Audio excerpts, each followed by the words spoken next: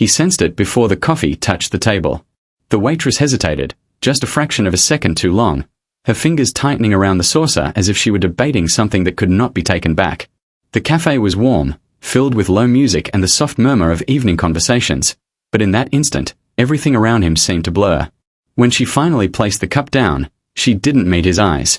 Instead, she slid something white and folded beneath the saucer, her hand brushing his knuckles, light, deliberate. As she walked away, she glanced back once, her expression steady, not alarmed, not dramatic. Just careful.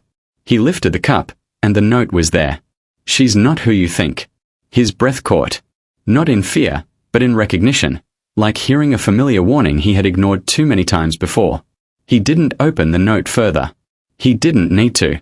The words alone were enough to pull him backward through weeks of late-night messages, gentle laughter sent through voice notes, and the quiet comfort of being understood by someone he had never met.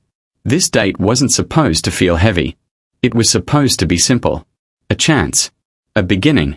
He looked at the empty chair across from him. She was late, yes, but late didn't bother him. What unsettled him was how calm he felt after reading the note, as if some part of him had already known. He folded the paper again and slipped it into his pocket, deciding not to react too soon. If this evening was going to reveal something, he wanted to see it with his own eyes. The door opened, and cold evening air rushed in.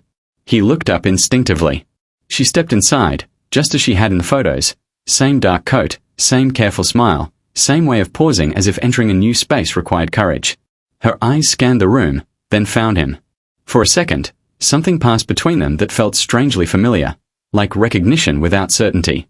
She walked over, apologizing softly, explaining traffic, the bus running late, the city being unpredictable. Her voice matched the voice notes. That alone steadied him.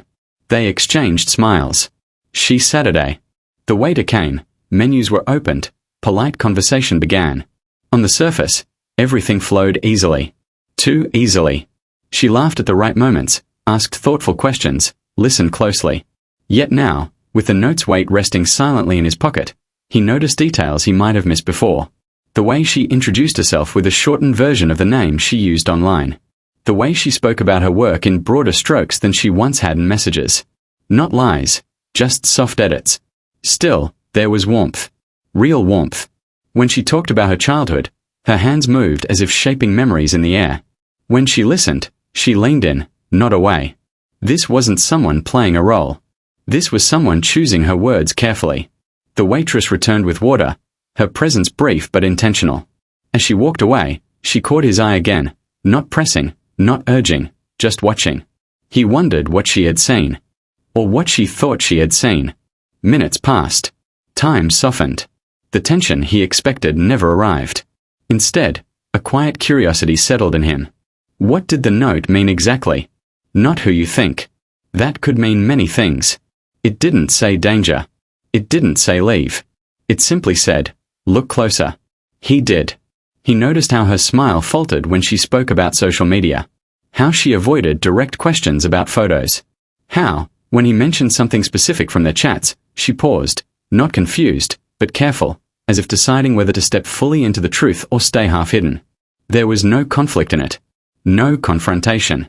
Just the gentle pull of something unfinished. He didn't rush her. Instead, he shared more of himself than he had planned. Why he agreed to a blind date at all, how loneliness didn't always look like sadness, sometimes it looked like a full life with one chair always empty. She listened, eyes softening, fingers curling around her glass. When he finished, she nodded slowly, as if his honesty gave her permission to breathe easier. Outside, the streetlights flickered on. Inside, the cafe seemed to shrink to their table alone. The waitress passed again, then left them undisturbed. He touched the edge of the folded note in his pocket, then made a choice. Not to reveal it. Not yet. Some truths needed the right moment, and this moment felt like it was still being built. As she spoke again, about how people often decide who you are before you get a chance to speak, he realized the note wasn't a warning meant to scare him away.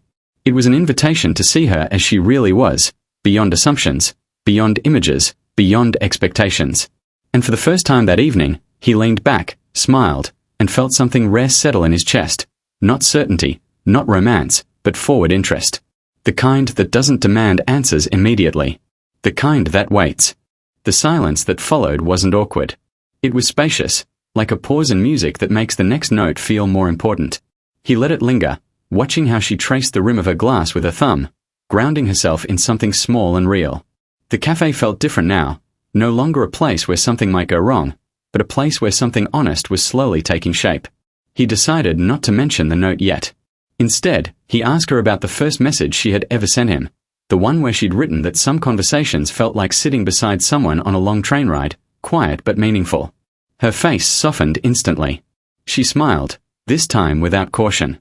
She told him she'd written that message on a night when she almost deleted the app, convinced it wasn't meant for people like her. That sentence, she admitted, was the truest thing she had said online. That was when he leaned in, not as a test, but as an invitation.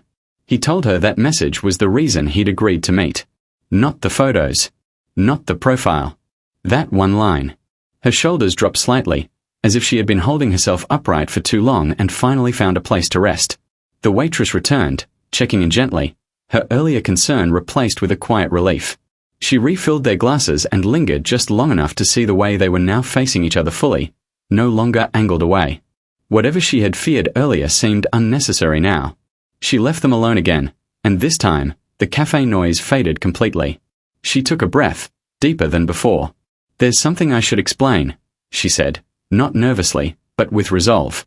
He nodded, giving her space without pressure. She didn't rush. She didn't apologize. She simply told him that she had learned, over time, that the world listened more kindly when she stayed partially hidden. That she wasn't trying to deceive, only to be heard long enough to be known. The version of herself online wasn't false, it was unfinished. He listened without interruption. No judgments formed, only understanding. He realized then that the waitress's note had not changed the course of the evening. It had sharpened his attention. It had slowed him down enough to see the person in front of him rather than the idea he arrived with. He reached into his pocket and placed the folded note on the table between them. Not accusingly. Not dramatically. Just there. She looked at it, then up at him, eyes steady.